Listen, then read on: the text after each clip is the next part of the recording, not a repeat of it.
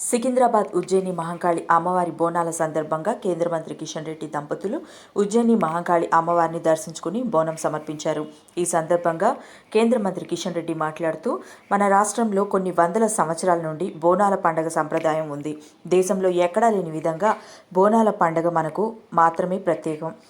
ముఖ్యంగా నగరంలో సికింద్రాబాద్ ఉజ్జయిని బోనాలు మనకు ప్రత్యేకం.